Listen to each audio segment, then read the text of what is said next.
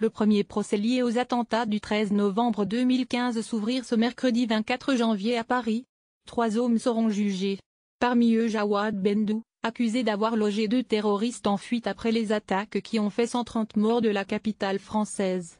Le tribunal se donne 3 semaines pour statuer sur son sort. Jawad Bendou est poursuivi pour recel de malfaiteurs terroristes. Il n'est donc pas poursuivi comme complice. Il encourt jusqu'à 6 ans de prison.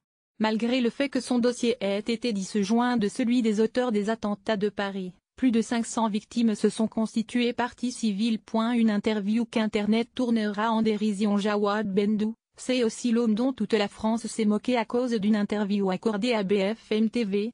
Il affirmait avoir simplement voulu rendre service, sans savoir qu'il hébergeait des terroristes. Retour sur cette interview qui a rendu Jawad Bendou célèbre malgré lui dans le monde entier. Le 18 novembre 2015. Saint-Denis ressemble à une ville en guerre. Des échanges de tirs nourris secouent ce quartier populaire, au nord de Paris. Nous sommes 5 jours après les attentats. 2 des auteurs sont retranchés dans un appartement.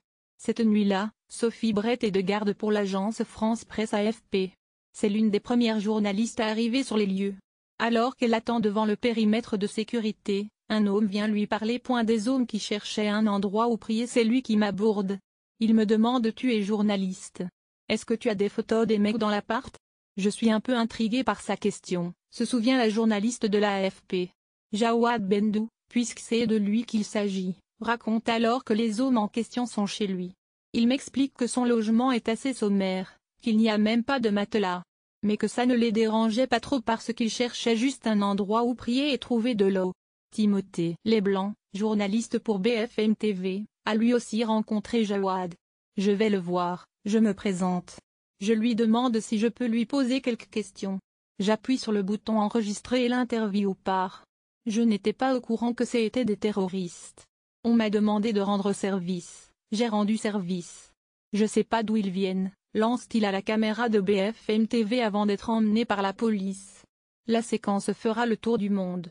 Le personnage de Jawad le logeur de Dick devient un mème. Un terme qui, comme l'explique le Larousse, désigne un concept texte, image, vidéo massivement repris, décliné et détourné sur Internet de manière souvent parodique, qui se répand très vite, créant ainsi le buzz. Jawad le logeur de Dick, cible du rire après l'effroi dans la psychose, la tristesse et le deuil après les attentats. Le jeune homme incarne le rire après l'effroi, écrira plus tard Sarah Brett sur le blog AFP Making of. En somme, Jawad Bendou est devenu la risée des réseaux sociaux et le défouloir d'un pays en deuil. À lire aussi les 12 mèmes qui ont amusé les réseaux sociaux en 2017. Timothée Leblanc n'aurait jamais pu imaginer pareil emballement.